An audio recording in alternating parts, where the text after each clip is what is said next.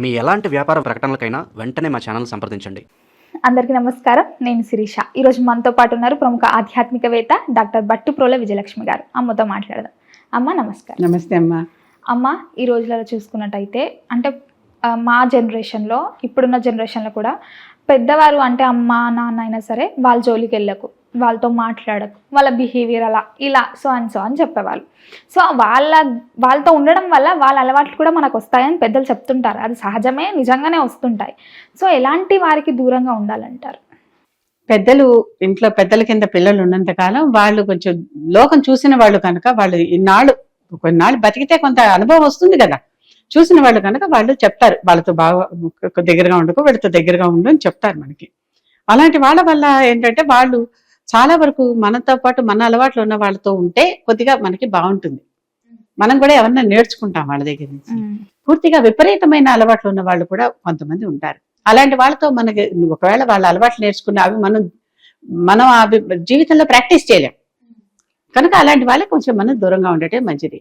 పెద్దవాళ్ళు చెప్పిన మాట ఎప్పుడు కొంచెం వినాలి. వాళ్ళ లైఫ్ ని చూసి చెప్పారు కనుక, అబ్బో మేము బోళ్ళు తిరిగామంటే వీళ్ళు తిరిగినవి ప్రదేశాలు, వాళ్ళు చూసింది జీవితాలు.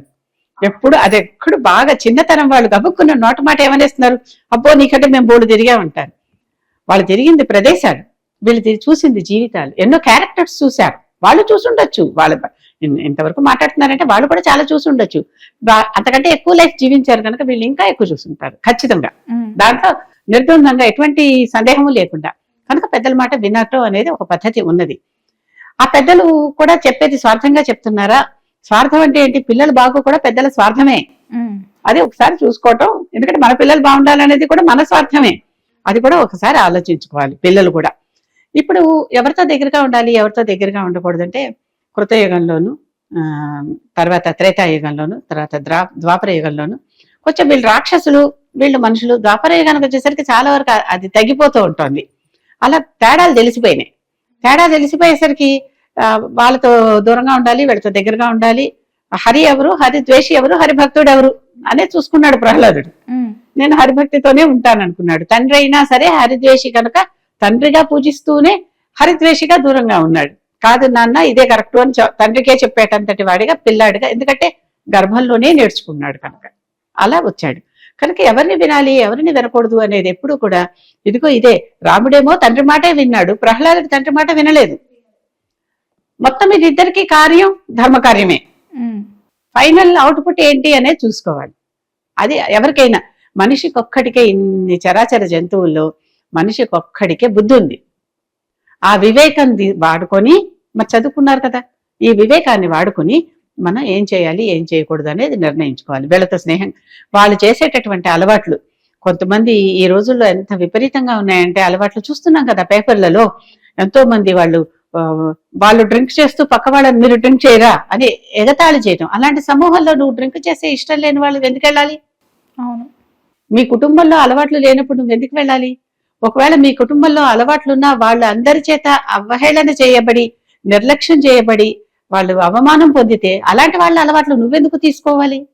అవునా? అని ఇలాగే చూసుకోవాలి ప్రతిదీ.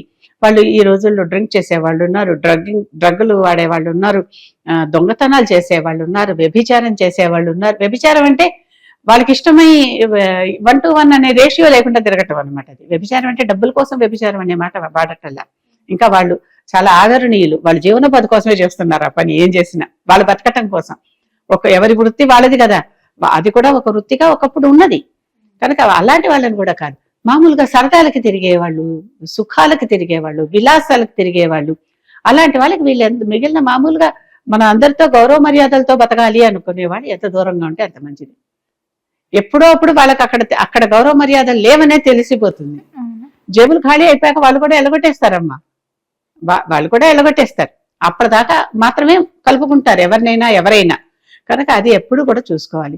చూసుకునేటప్పుడు ఈ చూసేటటువంటి వాళ్ళలో అవతల వాడు ఎలాంటి వాడు రాక్షస గుణాలు ఉన్నాయా, దేవతా గుణాలు ఉన్నాయా, ఇవి ప్రత్యేకంగా చూసుకోవటం. ఈ కలికాలంలో ఏమైపోయిందంటే ఒకళ్ళలోనే రెండు ఉంటున్నాయి. వాడే కాసేపు రాక్షసుల్లా బిహేవ్ చేస్తున్నాడు, వాడే కాసేపు దేవతలా బిహేవ్ చేస్తున్నాడు. దేవుడల్లే వచ్చావు సాయం చేశావన్న వాడే ఒక క్షణంలో మారిపోతున్నాడు ఇంకో రకంగా. మన పట్ల మంచిగా ఉంటాడు, ఇంకోళ్ళ పట్ల చెడుగా ఉంటాడు. లేకపోతే మన పట్ల చెడుగా ఉంటాడు, ఇంకోళ్ళ పట్ల మంచిగా ఉంటాడు. ఇలాంటివి మన బుద్ధితో, మన విజ్ఞతతో, మన తెలివితేటలతో మరి చదివించింది ఎందుకు? ఆ తెలివితేటలు రావాల్సిందే కదా.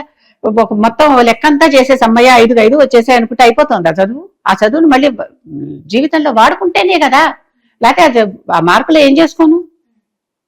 ఆ చదువు మనకి జీవనోపాధికో జీవితానికో ఉపయోగపడందే ఆ చదువు వల్ల ప్రయోజనం ఏంటి? కనుక దాన్ని తప్పనిసరిగా మన తెలివితేటల్ని వాడుకుని అవతల వాళ్ళు ఎలాంటి వాళ్ళ అనేది కనిపెట్టి దూరంగా ఉండాలా వద్దా అనేది నిర్ణయించుకోవాల్సిందే. ఎవరికి వారు. వాళ్ళు మరీ చిన్న వయసులో ఉంటే పెద్దవాళ్ళ మాట వింటారు. ఆ టీనేజ్ దాటిపోతే పెద్దవాళ్ళ మాట కూడా వినరు. వాళ్ళప్పుడు వాళ్ళ బుద్ధి వాళ్ళు వాడుకోవాలి. అది కూడా వాడుకోకుండా నేను గొయ్యిలోనే దిగుతాను అనే వాళ్ళని చక్కగా దిగని, ఎవరి గొయ్యిలు వాళ్ళే తవ్వుకుంటారమ్మా. పొరపాటున కూడా ఇంకోళ్ళ గొయ్యి తవ్వరు. ఎవ్వరు ఇంకోళ్ళ గొయ్యితులు తవ్వరు. ఎవరి గొయ్యి వాళ్ళే తవ్వుకుని దాంట్లో దిగుతారనమాట. ఇలాంటి వాళ్ళే దానికి ఉదాహరణ. వాడు నా గోతులు తీస్తున్నాడు అని ఎవరన్నా అంటే అలాంటి మాటలు నమ్మకండి. వీడే గోతులు తీసుకుంటున్నాడు. వాడి మాట ఎవరు వినమన్నారు, ఎవరు దూకమన్నారు? ఎవరో వచ్చేసి ఇవాళ తెల్లారితే అరటి చెట్టు చూస్తే అశుభం అంటే వెళ్ళి చూడటం మానేస్తే మనమే పడిపోతున్నాం వాళ్ళ గుంటల్లోకి వెళ్ళి చేసేస్తున్నాం అవన్నీ. ఇలాంటి మూఢనమ్మకాలు ఎవడో చెప్తాడు ఏదో ఒకటి వచ్చి. ప్రతిదీ ఇలా నమ్మేస్తుంటే, ప్రతిదీ చేసేస్తుంటే బతకడం ఎట్లా? మనకేం కావాలి? ఎప్పుడు కూడా స్వార్థం చాలా అన్నిటికంటే ముఖ్యమే. అయినప్పటికీ కూడా అందరూ తప్పనే మాటను కూడా చెప్తున్నారు. స్వార్థం అంటే ఏమిటి? నేను బాగుండాలి, పక్కవాడు బాగుండకూడదని కాదు.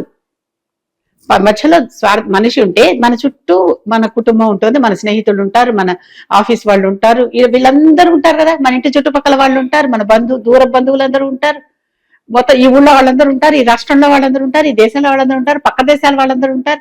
అందుకనే భారతదేశం పాటించేటటువంటి సిద్ధాంతం వసుధైక కుటుంబకం అని. వసుధ అంతా ఒకే కుటుంబం, అందరూ మనకు కావాల్సిందే. ఇక మన స్వార్థం ఎంతవరకు వెళ్ళొచ్చో ఆలోచించండి. ముందర నేను బాగుంటేనే కదా పక్కవాడికి హెల్ప్ చేస్తాను. నేనే బాగుండకపోతే నేనే హెల్ప్ చేస్తాను. కనుక నాకే చెడ్డ అలవాట్లు ఉంటే, నాకే బురద అంటుకుని ఉంది, ఈ బురదని ఇంకోటి కావలించుకుంటే వాడికి కూడా అంటుకుంటుంది కదా. పోనీ వాడికే బురద ఉంది, నేను కావలించుకుంటే అది నాకు అంటుకుంటుంది కదా. కనుక వాడికి స్నానం చేసే ఏర్పాట్లు చేసి, ఇంకో బట్టలు ఇచ్చే ఏర్పాటు చేసి అప్పుడు కావలించుకోండి కావాలంటే, బాగు చేయాలనుకుంటే. ఇది పద్ధతి. కనుక ఎప్పుడు కూడా అవతల వాళ్ళు ఏ లక్షణాలతో ఉన్నారు అనేది బాగా చూసుకోవాలి. ఇంకోటి, మనిషికి శత్రువులు 6, 5 వేలు చూపిస్తున్నా కానీ 6. కామ, క్రోధ, లోభ, మోహ, మద, మత్సరాలు.